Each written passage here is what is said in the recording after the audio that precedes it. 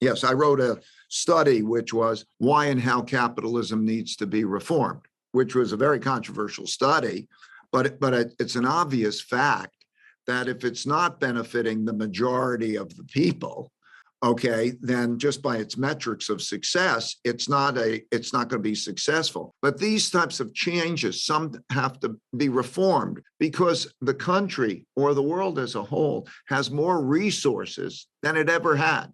It has more intelligence than it ever had. But it has a choice. Is it going to go to war? Or is it, and which will make things worse than ever? Or is it going to try to find a way together to make that better whole? That's the choice I think we face.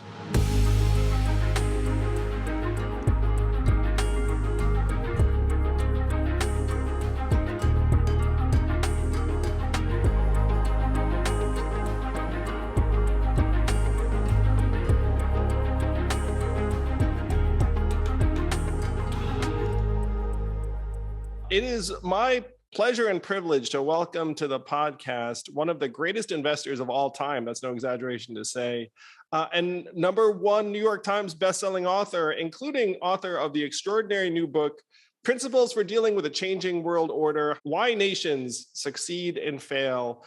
Ray Dalio, the head of Bridgewater, the biggest hedge fund in the world, joins us. Thank you so much for being here, Ray. Thank you for the opportunity to talk with you and your audience. You kidding, Ray? I mean, I've admired you for a long time. And my first question for you is, why the heck are you doing this? Which what I mean by this is like you're putting your thoughts and ideas out there. A lot of people like in your line of work, I suppose, and even in your book, you say, it's like, hey, some of the things I'm putting out there, some people are going to be reactive to, and you talk about how polarized our climate is. Like, why is it so important for you to get these ideas out there? Well, I'm at a stage in my life, I'm 72 years old, and the most important thing I could do is pass along whatever I have that's of value. So, the main thing I feel a natural pull to is passing along some of the principles that helped me and then talking about these issues. And then I'm going to then go quiet probably after I put out my next book, which is Economic Investment Principles. If we don't talk about these things, these very important things, I worry because there are things that are dangerous that are going on that we can have an influence on. So I worry. So what should I do? Just be quiet and be to myself? I think this is a moment to talk about them. So that's why I also appreciate you and being able to have this conversation. Well, really grateful for your incredible work with this book, which I really want everyone to read. I think it helps shed light on a lot of the forces that people feel like are buffeting Americans. And #1 right now on top of everyone's mind is inflation. And the book kind of predates this sort of inflation surge. But you talk about how there are 3 mega cycles you talk about in the book. There's like the money credit cycle where the money supply goes up and inflation becomes a growing problem. And then there's this internal order disorder cycle, which we'll talk about a little bit, and then the external order disorder cycle. Now that we're in this particular bind, like what do you foresee for the Fed right now in terms of trying to address inflation and get it under control? You write admiringly about Paul Volcker in the 70s, that you actually were friendly with him or worked with him. I feel like the Fed today has a tougher task ahead of them than even faced Volcker in the 70s. Is that fair to say? Yeah, let me put it in context. One of the things that I learned in my life is that things that surprise me often never happened in my lifetime before, and that I needed to study them going back. In 1971, on August 15th, when I'm clerking on the floor of the New York Stock Exchange and following these things in the year between graduating college and going to graduate school, Richard Nixon defaults on the United States' debt. Then gold was money. And I was shocked. I thought a crisis. Wow, you're not going to get the gold money as we know it ends. And I walked onto the floor of the stock exchange, and rather than falling a lot, which I thought would happen, it went up a lot. And that's because I never was through one of those. one of those devaluations and so on. And so I started studying in history, and I found out the same thing happened on March 3rd, 1933. Roosevelt did the exact same thing for the exact same reason, leading to the exact same result. And so studying past periods that didn't happen in my lifetime, like we haven't been through a war before, and we haven't been through a civil war, or we haven't been in this circumstances. So the three big things that are happening in our lifetimes that we have not been through before are the creation of an enormous amount of debt and printing of money to monetize the debt. That's number one. And so we'll talk about inflation and where we are in that cycle. But I'm like a mechanic. I'm not ideological. I'm just like, what are the cause-effect relationships? How does that dynamic work mechanistically? But it produces inflation. The second, but very interrelated to this, is the large internal conflicts that we are having. Populism of the left and populism of the right, and values differences that is producing a conflict. Populism means that some representative who will fight for me on my cause against the other side. That means not compromise, not be in the middle, but to fight to win at all costs. And when we have that populism, brought about also by the largest wealth gap differences, largest opportunity gap differences, and so on, that type of conflict I have never seen in my life. But that also happened in the 1930 to 45 period. And so I needed to go back and study that over time. And then the third is the great power conflict, right? When 1945, when this world order began, as all world orders, there's a war, there's a dominant power. The dominant power sets the rules. And when the dominant power sets the rules, then you have a period of peace and prosperity. And so the United States in 1945 had 80% of the world's money. It had half of world GDP. It had a monopoly on the military power. And so we came into the American world order.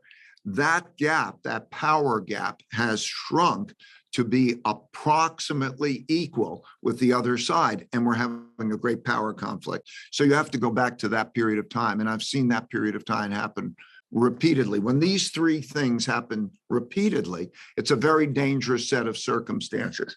So we are in a position on the financial one to be in a position where you cannot raise living standards by raising money and credit. In other words, if you increase money, then the value of money is going to go down. And one man's debts are another man's assets. And so when they get negative returns by holding a debt asset, they're going to sell that debt asset, and that produces a problem. And that's over a period of time. And so the Romans, for example, put less gold into gold coins. And so you saw it in its way, and that certainly produces kind of the inflation, because you can't raise living standards by printing more money. So we have that going on. That was really the essence of your first question. And so there's that dynamic of where is a storehold of wealth? The purpose of a currency is two purposes: a medium of exchange and a storehold of wealth. A storehold of wealth means you buy its debt and its assets, and you can save in it. And people believe that cash is a safe investment, but they're seeing that what happens is it's losing buying power, and it will lose buying power. So they start to realize it's not a safe investment. Inflation over the last year, about 8%. Interest rates were nothing. And so there was an 8% change in buying power. That kinds of changes and sort of reinforces the inflation cycle.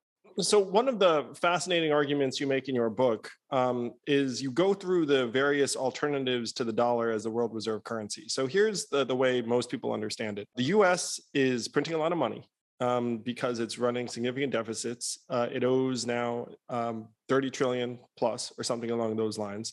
But the world doesn't have much of a choice, because where else are you going to put your investment or savings. The Eurozone, too small, the Deutschmark, the pound, the pound probably doesn't even exist anymore. It's an ugly contest. Yeah. It's like, so the US looks at it and is like, hey, like, what are you going to do? It's like it's the US dollar or nothing.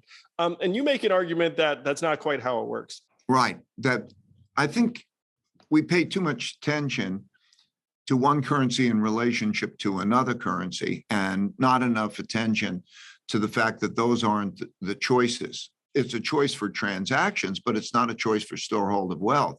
So if you're holding European euros and euro denominated debt and you're getting a negative interest rate or thereabouts, and the same is true in Japan, and you're not making up with inflation, none of those are good.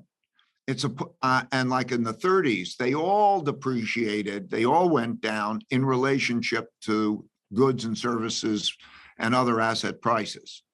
So what you see is all the currencies along those lines are sort of tied to each other, and they're bad storeholds of wealth. And that's why you see moves to other assets. It pays to borrow or if not borrow, but put your money into assets that maintain buying power. So you see it happen in all the different ways. So look at whether what you're holding in the form of that cash denominated, and that'll be a debt instrument. That's how you hold a currency in order to have a storehold of wealth. Look at its real returns.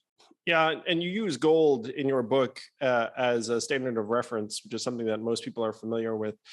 One question that did pop into my mind when I was reading your book was whether the phenomena you're describing are tied to the rise of crypto over like this last period of time, because it seems like people have been casting about for, in some ways, alternative to fiat currencies that aren't gold. Is that something that you think is an outgrowth of what you're describing? It has the form together of what is money. I mean, it's Genesis. What is money, and how can we not only digitalize it, which makes it some extent efficient, but also the real questions. Can it maintain value so it will not be depreciated by central banks? That's a key thing. Can it be transferred, used all around the world, accepted for purchases and sales all around the world? Then it has to do with issues like, can it be private? There's a saying in gold's case, which is it's the only financial asset that you can own that is private and you can move around, that isn't dependent on somebody paying you money, paying you something. So as a medium of exchange. So crypto, those in a fiat world naturally becomes a alternative consideration. And the fact that it's gone on something like Bitcoin, I guess about 11 years, and it hasn't been hacked, and it is working in that way, has its particular appeal. It has big issues.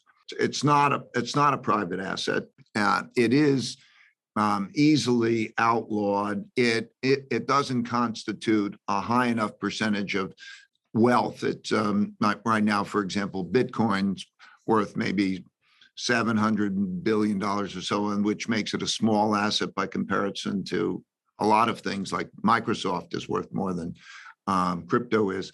And so it hasn't reached those particular stages. I think that people are grappling for what the new money will be in this environment. And I think we don't know yet what the new money is. I think we're going to see different countries put out their different versions of digital currencies, and then there will be private assets, and gold will play a role. The important thing is we have entered an era which will carry us through the next number of years of what is the money that is widely accepted as a medium of exchange and a viable storehold of wealth.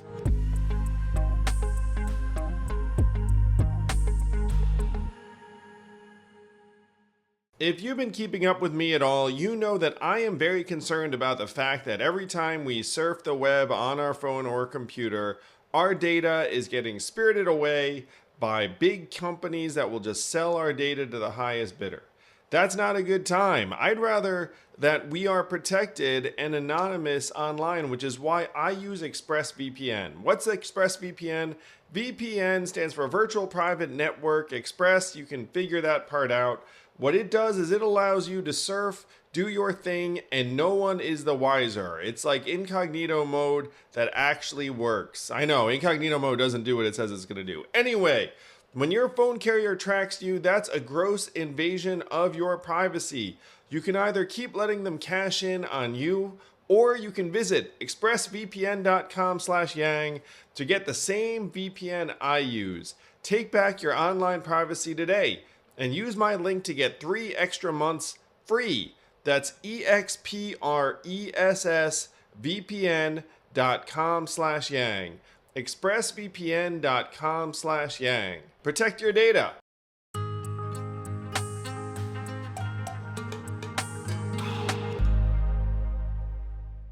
So as the mechanic, and you've studied these patterns over and over again, for me, the biggest analog to what we're going through right now is the 70s. And obviously, no one has a crystal ball, though to the extent that anyone has a crystal ball, I suspect yours is better than most anyone's.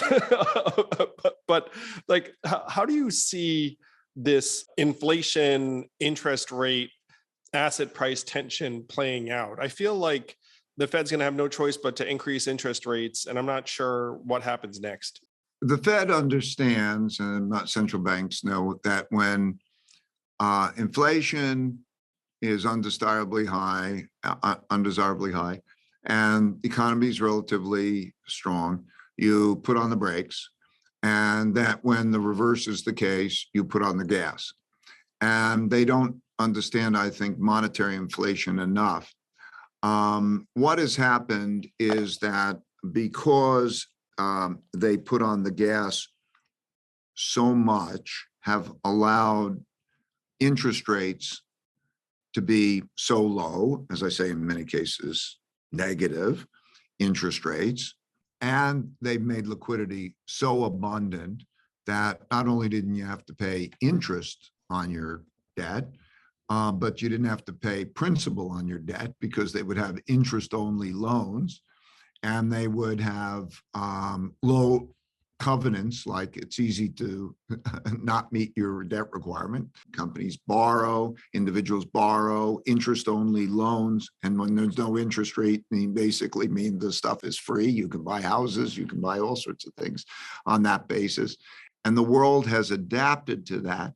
And they did that at a very low real interest rate, a very low interest rate relative to inflation. And then they printed a lot more of that money and so on. And so inflation is going up. So mechanistically, what that means is now we have a lot more debt, and we have an economy and a markets, financial markets, that the pricing is structured based on those very low interest rates and that amount of liquidity.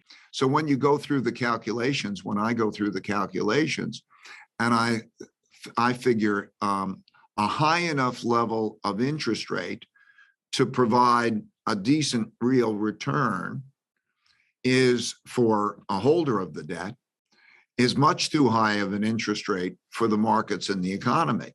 But you're going to have an inflation rate that's above the interest rates, and that's not going to be desirable. So investors want to sell that, and you could see it as interest rates rise. You can see its effects on markets. You could see the effects on the capital markets. So you see the stock market going down while the bond market is going down, and that means most everything that people own practically are going down practically, because most people are in stocks and bonds, that kind of thing.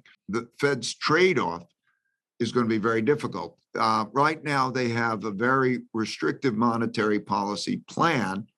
I judge that by the supply and the demand for credit. So the federal government is going to run large deficits. So that means they will have to sell debt.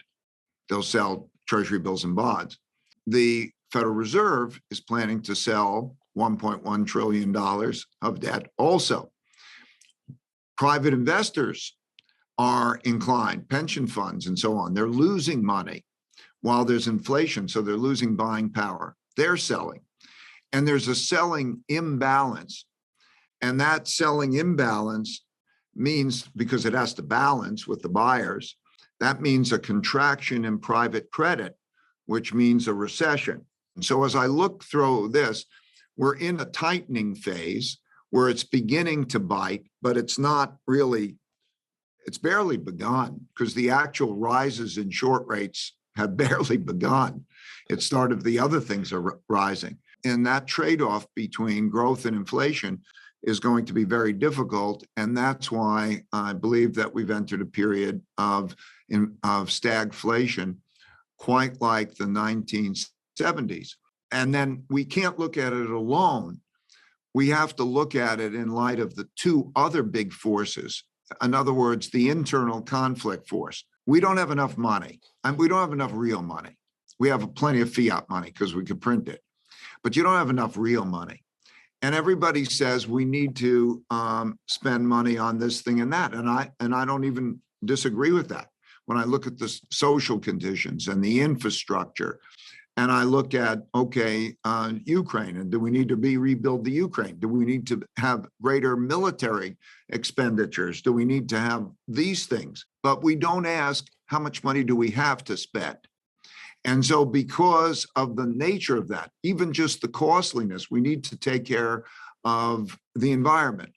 But it's going to be expensive when we take care of the environment, because we haven't yet fully developed the technologies that are fully cost effective in order to do that. So I think that that's the mechanical description of where we are in a political environment. So as we have inflation, that's going to be a big political thing, and it's going to cause greater polarity. There's a risk that neither side accepts losing because of the populism, and you put more financial strain and things get worse.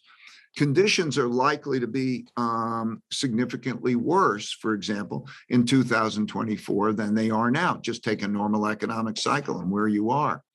And then we have the external conflict thing. Yeah, they're all tied together, and it paints a difficult picture. I think the most important thing is how we are with each other through these types of things, whether we're fighting with each other or, the smart middle, where, you work together and you bring the country together, not to fight, because history has shown we have to make our country strong.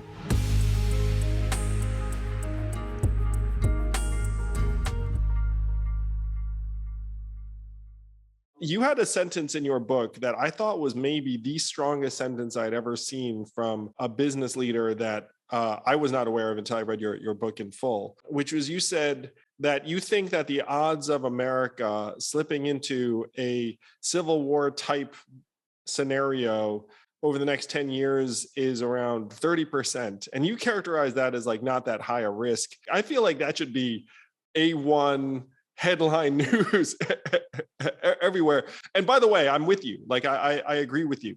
Here's what I think is happening and probably will happen.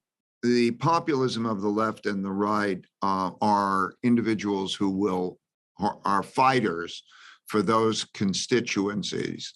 And there are very different values, very different approaches. What that means is that there's little compromise, and there's much greater extremism, very much like happened in Europe. 4 major democracies in the 1930 to 45 period had this type of internal conflict that ended up their parliaments, their legislatures choosing to have autocracies, that they went to autocracies, Germany, Italy, Japan, and Spain. And if you study history, you see it was the same in the French Revolution, the Russian Revolution, the Cuban Revolution, the Chinese Revolution, which are all sort of civil wars. You lose the middle, because you have to say, Andrew, you got to get on one side or another and fight. When the causes that people are behind are more important to them than the system is in jeopardy. And so you see just even people moving from place to place in terms of where they think it's more sympathetic to their way of being and what they're like. New York, Chicago, San Francisco, California moves to Texas and so on. And you're seeing then not as much respect for the Constitution and the legal system, because you have a win at all cost. So, for example, if you have the dispute between, let's say, Disney and the Florida governor, in the past, there would have been almost mutual respect for different points of view. But what you now get back is you get back to a power conflict. Well, what would the odds put? I'll ask you what you think the odds are. That, for example, in the next presidential election, that neither side accepts losing. I'd say almost too close to call.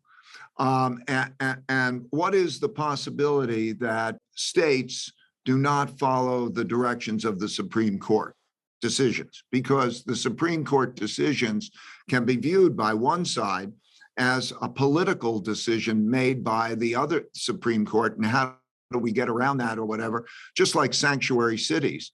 In other words, I will not follow that rule. And so now you start to have a breakdown of the system, and you have power politics determining things. So I think that kind of civil war is relatively likely.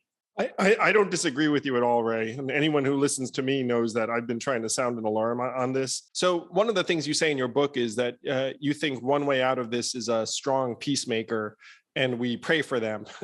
But you say that that's not something that generally happens, that generally the other thing happens. What I'm trying to do, have you seen any of Catherine Gell or Michael Porter's work on political incentives? Because one of the things that's driving our polarization is that we have these party primaries that disproportionately empower the most extreme 10% of partisan voters. So one thing we're trying to do is change the mechanics of our elections so that it's not just the most extreme hyper partisans choosing our leaders and then reelecting them. Right now, you have 20% of Americans happy with Congress, which is very, very low. But the re-election rate for individual members is 94%, which is astronomically high. But your book talks about the increase in polarization as a precursor to some of these very negative things happening. And there are other societies that have democracies that have more than two parties.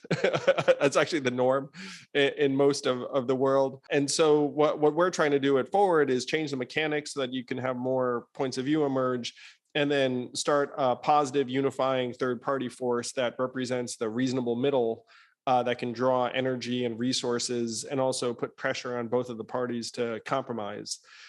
I don't know if this is something that you've dug into and explored either in terms of the mechanics of why it seems like we're getting more extreme and polarized leadership, or if there have been other countries that have reformed their way out. So I think we're completely in agreement. Just going back to the mechanics, I think it has to do with fear. I hope that we can understand what the context, what it means to have the type of civil war. What is the probability, and what does that mean? Like I have a principle: if you worry, you don't have to worry, and if you don't worry, you need to worry. That's a pretty good rule of life.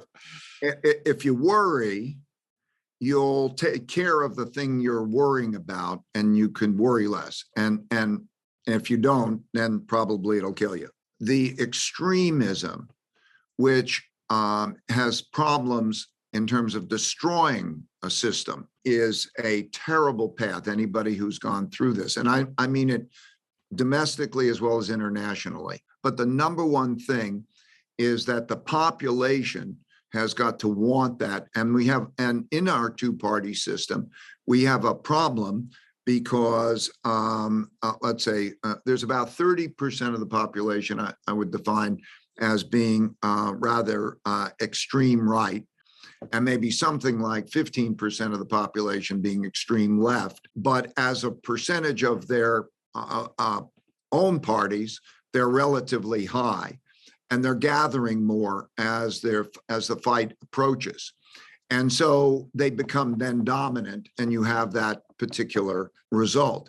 But the power of the middle, if you can, and the power of also compromise, if you can bring that about, is enormous, because still the majority of people are not in those two. We're talking about 45% of the population maybe is fairly extreme at opposite ends, but the majority still aren't there. And if the majority they have to be smart enough to know how to increase the size of the pie and divide the pie well, to produce equal opportunity and equal and some element of sharing it, to get the balance right. You wrote a number of pieces in 2018 and 2019 about how we need to try and reform the economy or reform capitalism so that it works for more people. And one of the stats that you cited was a stat that I cited too on the trail, which was that the odds of American children doing better than their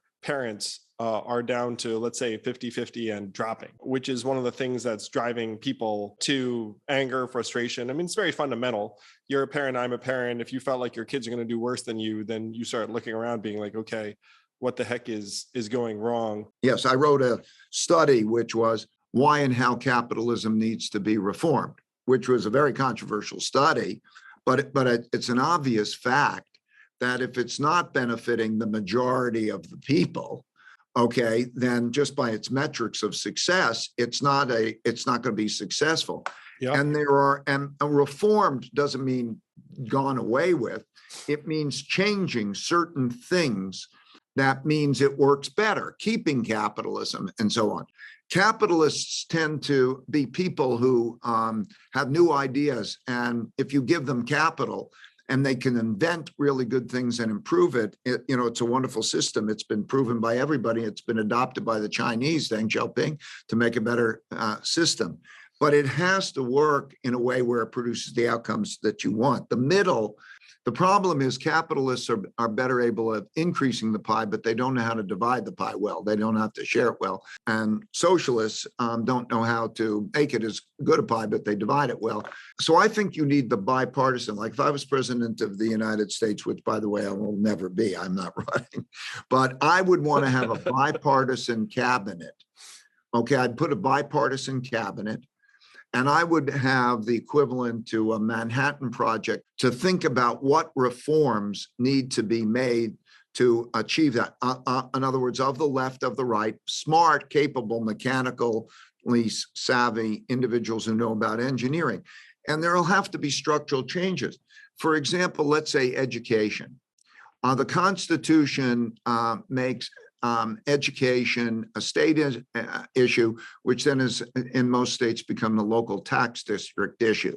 I know this well because my wife and I, to some extent, but her really works in the worst school districts in Connecticut. I'll give you a shocking statistic. In Connecticut, which is one of the richest states in the country, 22% of the high school students are either disengaged or disconnected. Disengaged means that their absentee rate is greater than 25%, they're failing classes. Oh my gosh. And disconnected means that they don't know where they are because they dropped out of school. 22% of the high school students are failing high school.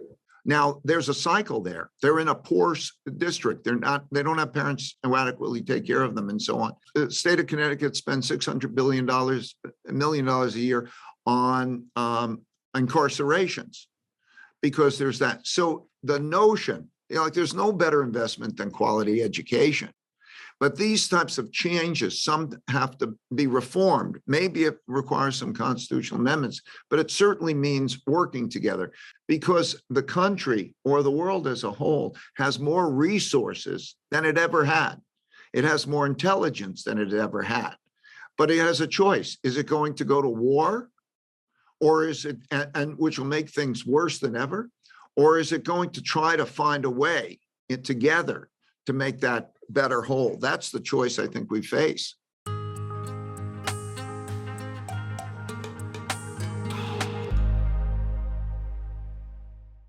I urge anyone to read Ray's piece on how to reform and restore capitalism, because I agree with it entirely. If productivity is to work, it has to benefit the population broadly. And do we have that right now? And you ask that sort of rhetorically, but it's clear everyone knows we don't. That like productivity is hitting certain people and like not benefiting others. Yeah, the reason I use measurements is I want to be totally objective and I want to be totally mechanical. If this move this lever, this works this way. And so you could see it in those pieces in the books. By the way, besides my book, I did about a 40-minute video, animated video called The Changing World Order. I put it out a little over a month ago, and it's got 13 million viewers. People like it. It's a quick and easy way. Oh, we'll link to it for sure. We know a lot of people prefer to get their information that way. We got to give it to them in every way possible. Book, podcast, animated video, just to try and lead people to it. So Ray, you wrote that piece about reforming capitalism in 2018 or 2019, is that right? Yeah, I think it was 18, but maybe 19. Yeah, I think it was 18 as well. I remember being struck by it. I was just starting my presidential run and I was like, wow. And you said we should declare a national emergency / Manhattan Project around why the economy is not working for most people. And the reason I wrote it was at 2016, for the first time, we had a populist being elected, populist of the right. And I studied populism. And then I decided I would study it like, let me diagnose what's going on. And I did it by quintiles, top 20%, next 20%. And I wanted to look what the circumstances were for the majority of people, so the bottom 60%. And when I saw that, I got it. I mean, it was clear, okay? It's not working for the majority of people. Yeah, and you say too that our socioeconomic mobility has dropped like a stone, where you imagine that this is a country where you can move between quintiles, and it really hasn't been true for a while. And it's I view it as an engineering problem, right? So because profitability has a cycle that doesn't necessarily achieve the goal fully. It's wonderful things about it, but at the same time, capitalism, as it creates big differences, those reinforce each other. So if you have a lot of money, your kids get a good education. If you don't, and you're poor in poverty, they don't get a good education. Or you have more power, or those things. And also, ironically, you get more indebted. The country becomes more indebted. And if you look at the assets and liabilities, if you're richer, you can borrow money. And that's why I like to support microfinance. But anyway, if you're richer, you can borrow money and you own stocks and bonds. And when the Federal Reserve buys stocks and bonds for monetary policy purposes, you get more rich relative to others. And so there are engineering reasons that exist. And if they were modified, it would improve incentives. It would improve productivity. People think it's just a wealth transfer. No, it's a productivity transfer. Yeah, it's actually just trying to improve the engineering. So my question for you is this, and this is where I think we are, right? But so you raise your hand and, in my opinion, very iconoclastically say, hey, look, the American economy is not working for the bottom 60%. This is going to lead to very negative things based upon like history and cycles and what every other society has gone through when they've been in this position. We need to move in this direction. Imagine a bipartisan government and cabinet coming together to implement these things. The problem I see is that right now, if either party is in power, their incentives are not to work with the other side because of just the way the system is set up. Again, if you compromise with the other side, then you'll likely pay a price at the polls and your job security will go down. So the vision you have is a vision I share very deeply. And we need to try and get the country there as quickly as we can. My feeling is that the only way to get there is going to be to try and reform or frankly disrupt the current two-party system. There are a couple of ways to do that. And I'm going to throw something out there. I sense that you're friendly with Mark Cuban. So I've been bugging Mark to run for president in 24. He's been demurring just like you did, 15 minutes ago. but that if there was like a Mark Cuban type figure that runs for office, like I think he wins. Because if you wind up with like a Trump Biden rematch, 58% of Americans want an alternative to that. So they'll just look around saying like, is there an alternative? And then if you had like a credible independent figure, then you could imagine a Cuban type get there and then he'd appoint a bipartisan cabinet, and then there'd be a chance to accomplish what you laid out. I guess I have two questions. Number one, what was the result you saw from your making that case? Like, and I know you've been investing through your personal philanthropy in Connecticut, with your wife in various ways. And the second thing is, I have made the diagnosis that our current two-party system is actually becoming less and less prone to some form of compromise and collaboration like you prescribe. Like, I believe our only way to get there would be some kind of political realignment, reorientation. I've started a third party to try and help us get there. We're like building state chapters and the rest of it. Like, what do you see as like a path to the vision that you laid out in 2018? So first of all, I completely agree with you, meaning that there has to be a political alignment of people who are in the middle, and they are, I see it, that Republicans and Democrats are more alike than they are with the members of the party who are more extreme. Yeah, agree. And so the question is whether it should be a third political party, or it should be a bringing together those moderates in some other form that has them working together within their existing parties, but working together closely. And I don't know the relative pros and cons of that. It would seem off the top of my view as it might be difficult to have somebody says, I'm stepping away as being a Democrat or a Republican, and I'm entering the party of the middle. But on the other hand, once they've made that choice, that helps to create a cohesiveness and a coordination that makes that go better. I know that in a presidential election, it's a very long shot because of the nature of the political system. I spoke with Mike Bloomberg about this because, he would have been a logical candidate. But I don't think it's very difficult, and I think it would be very powerful at other levels because it doesn't, as long as we abide by the rules, it doesn't take many to determine how things go, because each of the other sides, like right now it's one or two senators, determines how things go. Well, you have a middle that constitutes a stronger middle, and as long as the rule of law and the Constitution is followed, it can make the tipping point, and it could be the most powerful party, even without it having, in many ways, the largest number of people or the biggest budget and so on. So it seems conceivable, but I'm not an expert on that at that level. I'm just agreeing that we need something like that. Yeah, we need to get to what you're recommending in terms of just getting down to brass tacks and saying, okay, like how do we get this engine working for more people?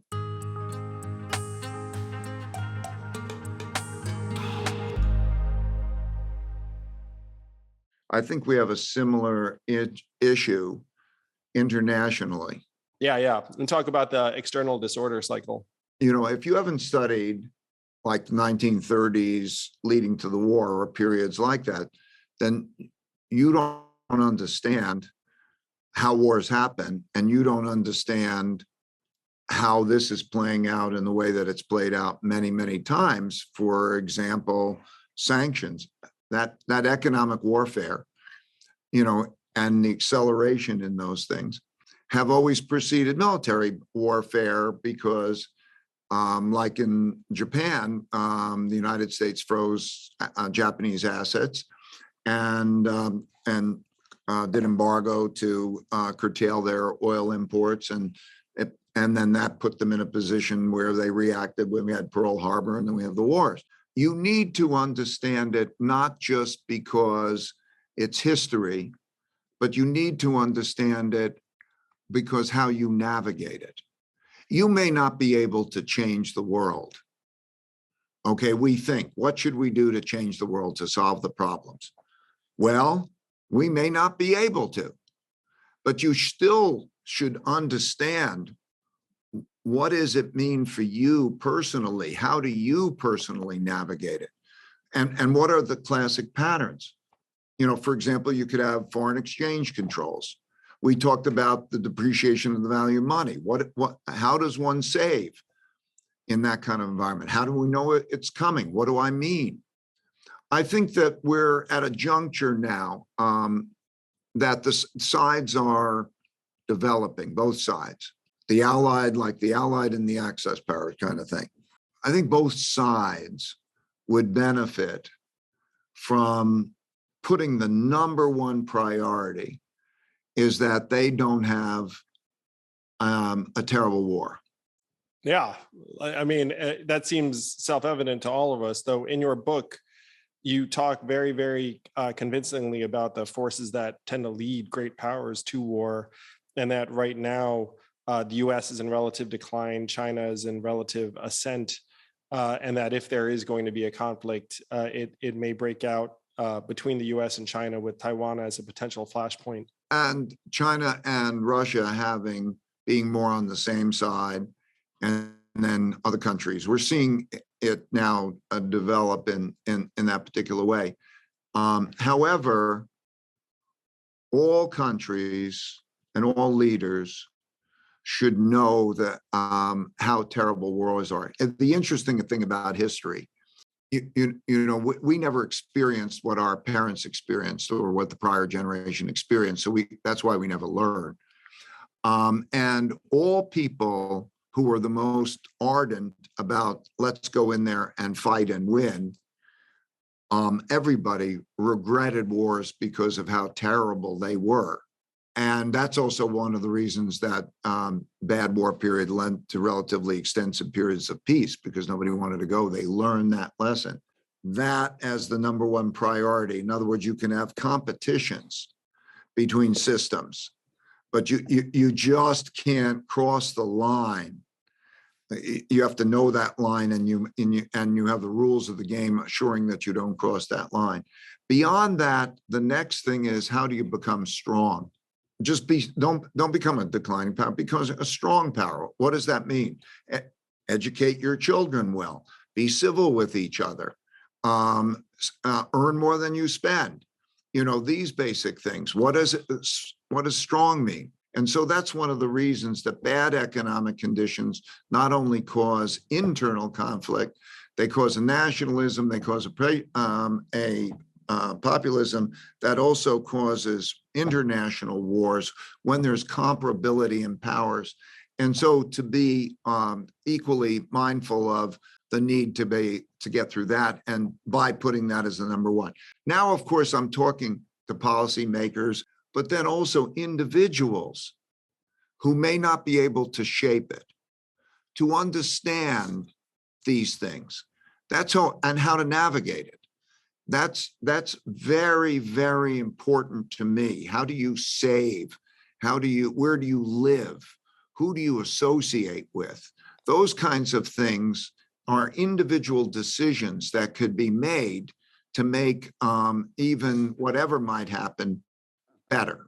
You talk about America needing a strong peacemaker to avoid some kind of internal civil war. It seems like the same could be true about trying to navigate this great power rivalry you describe between the US and China in particular. And in your book, you talk about how you traveled to China starting in the 80s, since before this economic boom occurred. So you kind of saw this transformation as it was happening.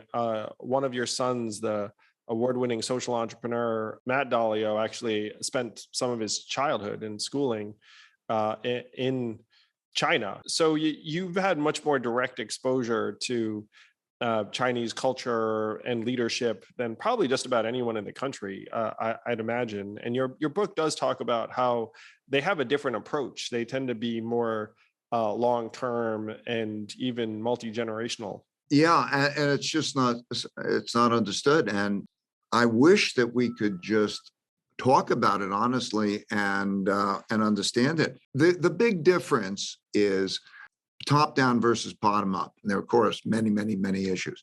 But let's be clear. First, you have to be impressed by the what's been accomplished there, and consider them a force. And by the way, through Deng Xiaoping's policies, which is a lot of capitalism injected into the system. Since I started going there, per capita income has increased by 26 times. The life expectancy is increased by 10 years, and the poverty rate measured by hunger has gone from 88% to less than 1%. They've accomplished a lot. Yeah, that was staggering. I saw less than 1%. And I was like, wow, it's higher in the US. And so they have their approach, and we have another approach. And approaches are almost like religions. Okay, so what are you going to do about it? Do you want to fight about the approach? Or do you want to accept the religions? You know what you should do? Number one is be strong. Okay, your best approach to be as strong as you can, because if you're strong and healthy, you're going to be in good shape. That's what it comes down to. Are you strong and healthy? So I think we have to focus on that, and then focus still, no matter what system it is let's not do one of those intolerable wars. Let's not. Agree. 1,000%. And we're at the brink of not only the military, but you're at the brink of what could be an economically devastating war. For example, if doing business in China became like doing business in Russia, in other words, it's not the thing to do. It's politically not the thing to do. The economic consequences, because of how our economies are linked, would be mammoth. 22% of our manufactured goods imports come from China. I mean, made in China. Just imagine you don't get that. I mean, so that carries from something as simple as the Nike shoes that people wear to the Apple products, or the Intel chips and all of that. And, so one of the problems that people don't like about the war with Russia is the economic consequences of that war, but those are minor by comparison. This is an issue where, like you have to think hard about how you don't want the absolutely catastrophic results, how you want to avoid those things. Amen, Ray. I mean, there was so much to learn in your book, The Changing World Order, Why Nations Succeed and Fail. Really, I think one of the major themes of your book is that we have these massive forces that drive us in particular directions. And some of these directions are very, very nasty. They can lead to world war. They can lead to civil war and revolution. And so the question is, how do you actually counteract those forces? How do you start countervailing forces? How do you get enough people and resources together to say, look, we do not need to follow the pattern that so many other countries have fallen, or great powers have fallen in terms of combat. And I think that's the most fundamental challenge of our time, but it's certainly going to take real leadership. It's going to take real strength and fortitude and courage and a vision. And you're providing a lot of those things to a lot of people. Well, I think for me and like for you, I would feel terrible about myself if we didn't talk about these things. People can make the choices for themselves. That's one of the great things about, our country and our system. But we should talk about these things. And a lot of people right now are afraid to talk about the difficult things. And so I appreciate being on your show, and I appreciate you talking about them. Thank you. Thank you for your time.